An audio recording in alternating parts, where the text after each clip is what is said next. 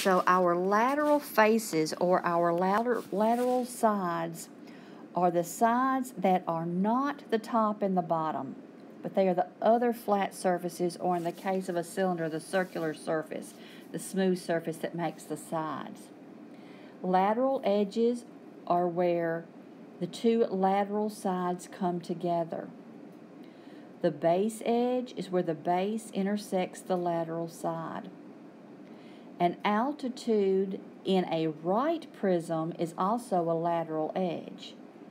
Now you can see over here on the right, we have an oblique prism, so our altitude is a little different. But like I told you, we're not going to spend much time on obliques. We're going to spend most of our time on right prisms. Okay? I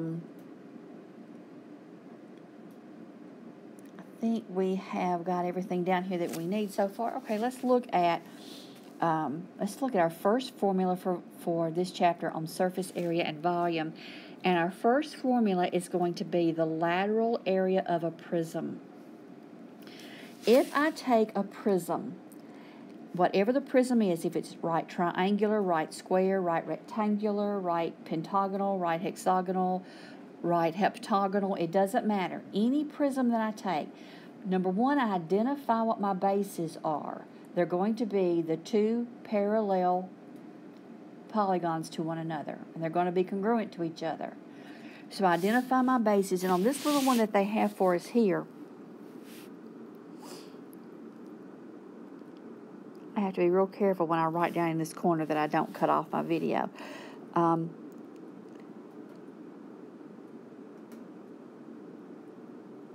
Okay, if I take that particular prism, that's a triangular prism, and I find the perimeter of the base, and that's what capital P is going to mean in all of these formulas. If I find the perimeter of the base, and then I multiply that perimeter by how high up I bring that perimeter, that's going to be my lateral area. It's like if I put a rubber band around the bottom and then I just slide it with my hands all the way up. That's my lateral area. So to find the lateral area of a prism, we find the perpendicular of the base, the perimeter of the base. It's been a long day. And we multiply that by how high up we bring that perimeter. Okay, let's move on and see a few more of these things in action. We want to begin this video and this unit in section 12.2, talking about the surface area of prisms and cylinders. And I want you to look at these two pictures carefully and make sure you understand what's going on before we proceed to look at formulas. As I look at the prism here on the left, a right prism, it's called a right prism because the sides, these edges, make right angles with the bases all the way around. In this particular prism, our base is a square. So we call this a right square prism. It's right because it's not leaning over to the side. Those that are leaning over are called oblique. And we're not going to spend a whole lot of time with oblique. But if they're pushed over a little bit, they're called oblique. Well, we want to write the second word, the second name, it's like the middle name of the title here, names the shape of the base, and then we have prism. So we could have a right octagonal prism, which would be a prism that has as its two bases an octagon, or we could have a right hexagonal prism, which means that the bases are two parallel hexagons, and so forth. One thing I did say just now, if you may have picked up on, the bases, the top and the bottom, are always parallel to each other. They're always parallel polygons. Okay, so we have a base back behind here as well, don't we? That's not visible to us. So we have two bases. I'm going to shade them red. Our top and our bottom there. Those are our two bases. They are parallel and they are perpendicular to our edges. Now let's put these other words in here to make sure you understand what they are. The sides that I did not shade, the ones that are front, back, left, and right, those are called our lateral sides. I'm trying to make sure I can write this in here without turning off my video. These are lateral sides. They're all the sides that are not the bases. We have where these lateral sides connect, where they intersect, these are called lateral edges. Okay, and then where the lateral sides connect to the base, we have base edges.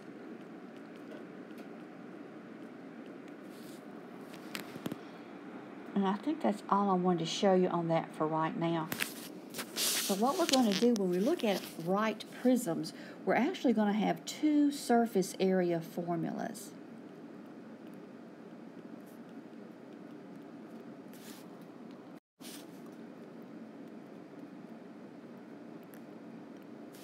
One of them will be just for the lateral area. That means just the sides without the two bases. And the other will be the total surface area.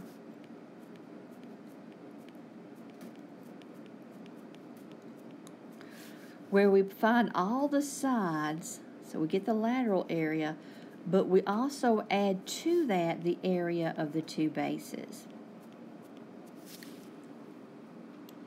Now, since those bases are going to always be polygons, that means that we will use every formula that we knew in Chapter 11 also in this chapter. Cylinders are very, very similar. So we have a right cylinder here.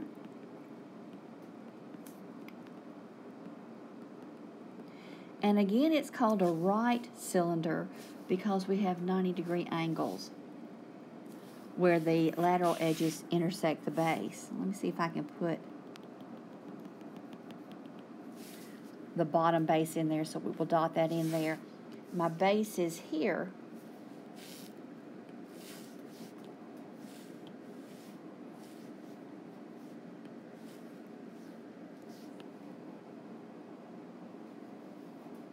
I have two bases again, they're parallel.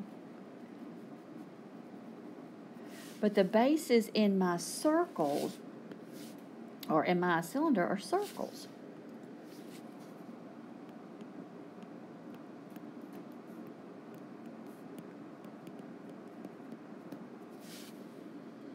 And then the smooth curve, the rest of my cylinder is my lateral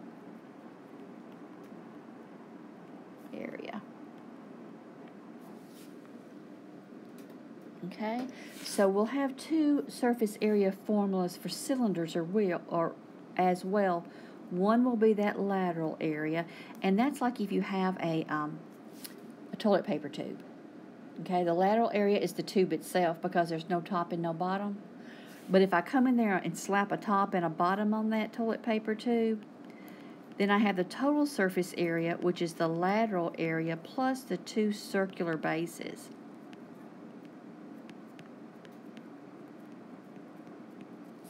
And that's going to be my total. So just kind of wanted to give you a little overview of the figures before we went back and looked more at some of the problems, etc.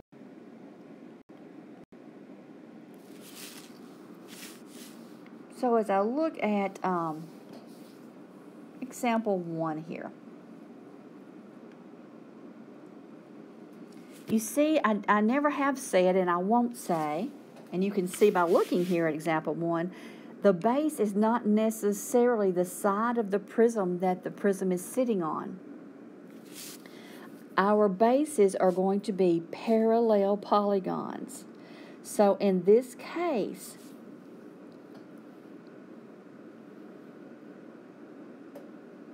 my bases are those two guys, okay?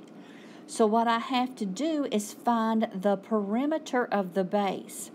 Well, since this is a right triangle, I can use Pythag in this one.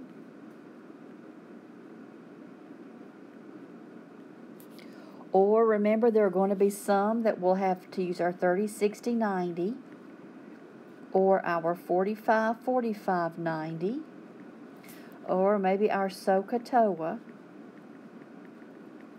All of those things are coming back. Again, if you have been shying away from the 30, 60, 90, the 45, 45, 90, you must learn that before you get to pre-calculus and know it well. When you walk in the door, he's going to assume you know all of these things and you know them well. Just like I assumed when you walked in you knew how to factor and you knew how to do systems and other things like that.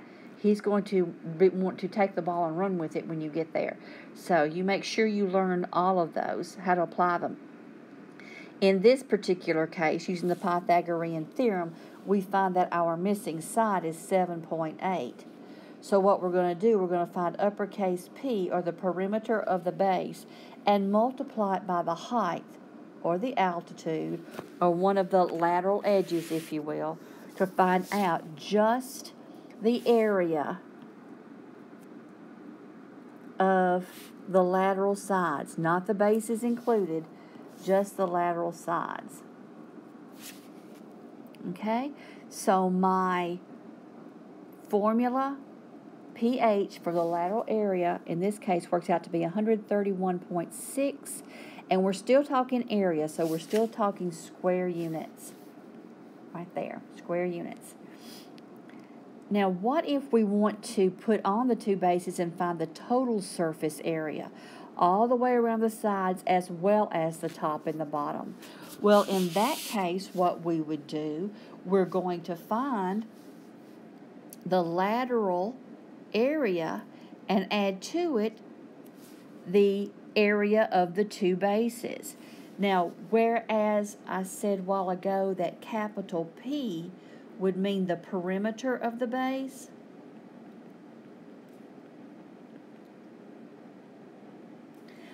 capital B means the area of the base. Okay, so what if our base is a triangle? 1/2 the base times the height. What if our base is a trapezoid? 1/2 the height times the sum of the two bases. What if our base is a rhombus? 1/2 the product of the diagonals. What if we have a regular hexagon? Then we're going to have 1/2 the apothem times the perimeter. We have to know all of those well so that we have them to recall and come back to us quickly. Again, this chapter really pulls almost the entire second semester together. It's really, really important.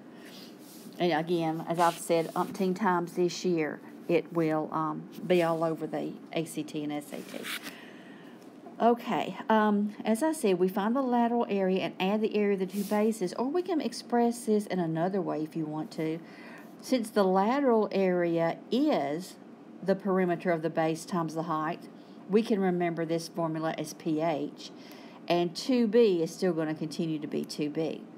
So to find the lateral area, I hope you can remember with my rubber band analogy, you just find the perimeter of the base and multiply by how high up you bring that perimeter. And if you want total surface area, then you're going to find the perimeter of the base times the height and add to that two areas of the base.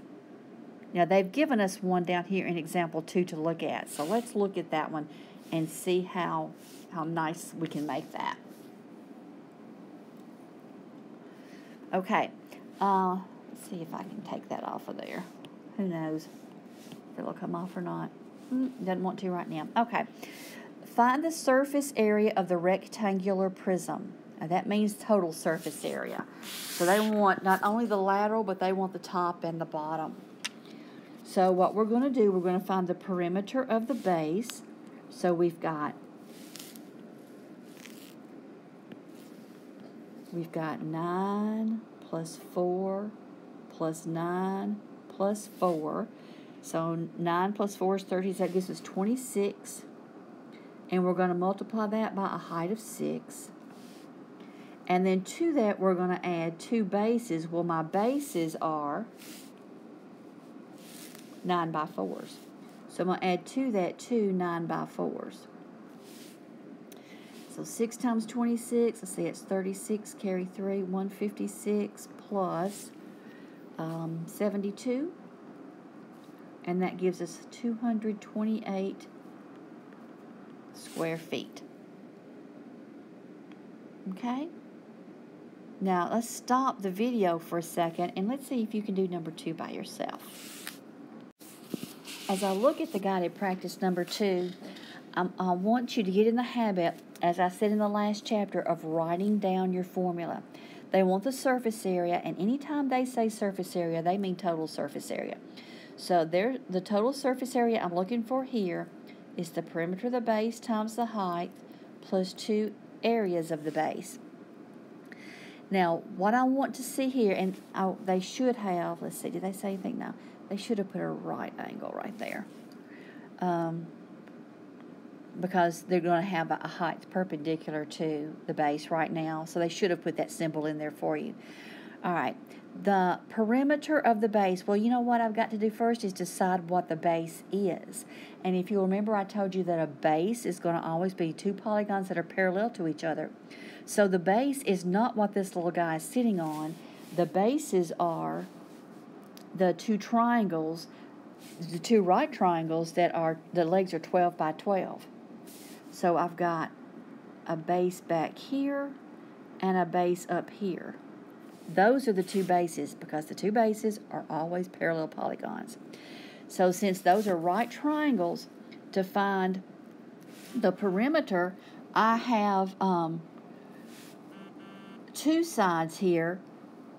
They're 12, 12. I have to find that missing side, so I'm going to have to use Pythagorean. So I'm going to have 12 squared plus 12 squared equals that third side squared.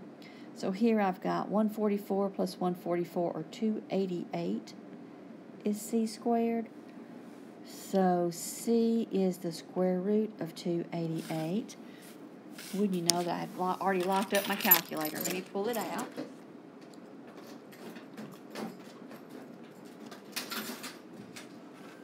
When I was locking it up, I thought to myself I shouldn't be locking that up.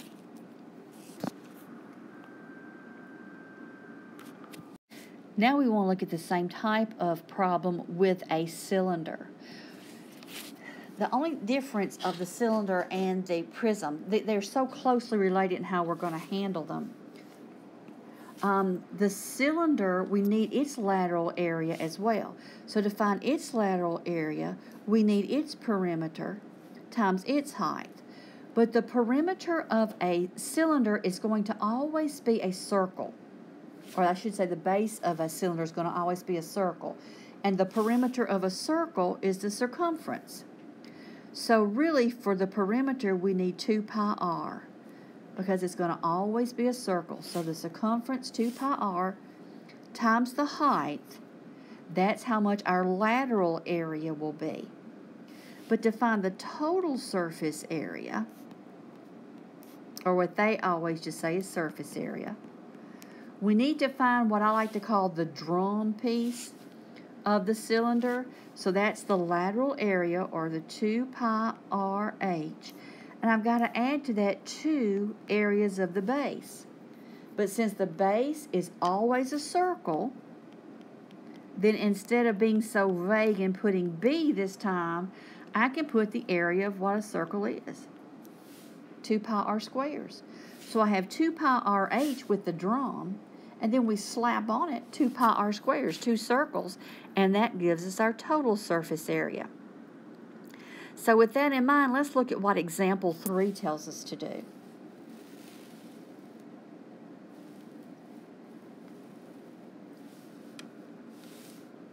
Okay? Find the lateral area and the surface area of the cylinder.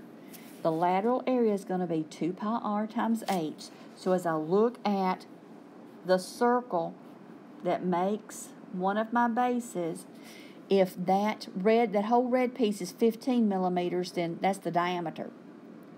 So it means 7.5 is my radius. So to find the circumference, I'm going to have 2 pi times 7.5, but then I multiply that by 18, and that tells me how much space I'm covering with the drum. Now I'm going to add to that 2 pi r squares, because I have to put the circle on the top and on the bottom. Okay? So once I find my lateral area and do the arithmetic, I find that, again, that piece I called the drum, or the toilet paper roll, is 848.2 square millimeters. Then I'm going to add that to the two circles, the top and the bottom circles, that put the lid and the bottom in that particular drum. And that will give us a total of 1,201.6 square millimeters. So my lateral area and my total surface area are pretty easy to find when it comes to a cylinder. But remember that your thinking is the same with a cylinder and a prism. Lateral area, you find how far around the base is and multiply by the height of the prism or cylinder. And then for the total surface area, you find that lateral area and you put on two bases, the top and the bottom. The bases are always parallel to each other. In a cylinder, they're always circles. In a prism, they're always congruent polygons. Okay? So let's look at 3A. Stop the video for a second. Do 3A, and I want you to find, with the prism, find the lateral area as well as the total surface area. Okay, let's see what we've got. We know that the radius is 5 inches and the height is 9, so I'm going to try to draw you one. Okay, let's see if I can. Okay, no help there. Ooh, it does do pretty good, doesn't it? See if I can do another one. Well, I've already goofed that one up. Let's see if I can get another one as pretty as that one.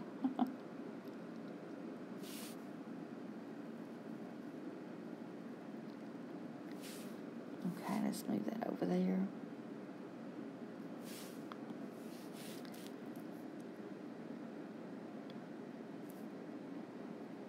Okay, so here's the cylinder, and they're telling me that my height is 9, my radius is 5. That means the radius of a base. So to find my lateral area,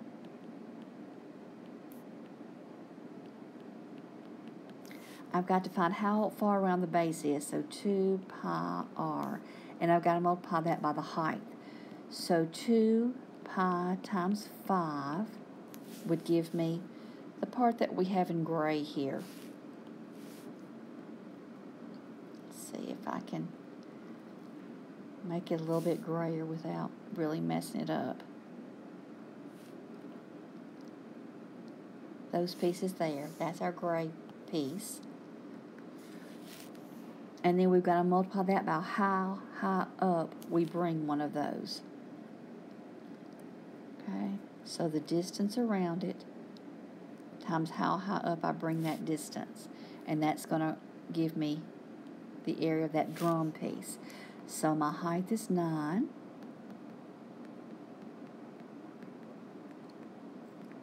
So I've got 90 pi. Now that's my exact lateral area. But if we drop that in our calculator so that we get the decimal approximation, which again is not as accurate, I'm going to get approximately 282.7 square inches. Now to find the surface area or the total surface area, we take that lateral area, and we better hope we get it right, because if we don't, we're going to miss the surface area as well. And we're going to add it to two circles, the two bases. That's 2 pi r squares, and again our r is 5. So we have two 25 pi's, or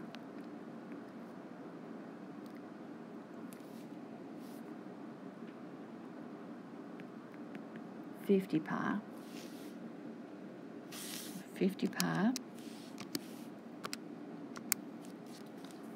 157.1.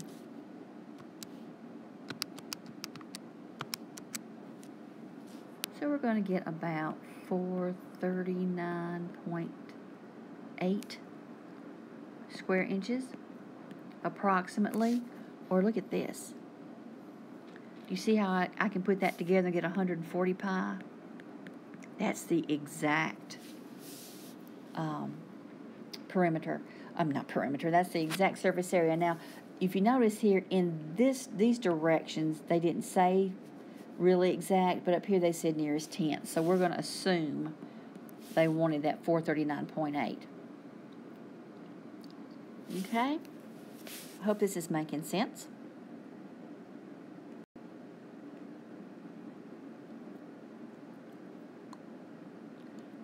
All right, I'd like to do example 1 here.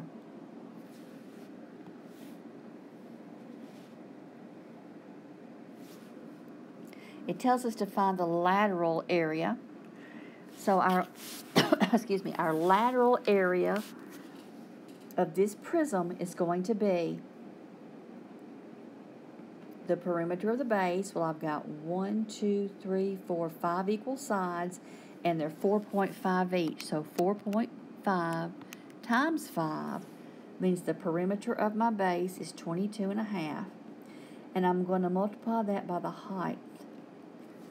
So multiply by 5. And my lateral is going to be 112.5 square inches. Now again, that is this side, this side, this side, back, and back, without including the top and the bottom. Now for the total surface area, which it doesn't ask me to do here, I'm just talking about it with you for a minute, I would have to take that 112.5 and add to it 2 bases. Well, look at what my bases are here. My bases are regular pentagons. Okay, so I have 2 regular pentagons.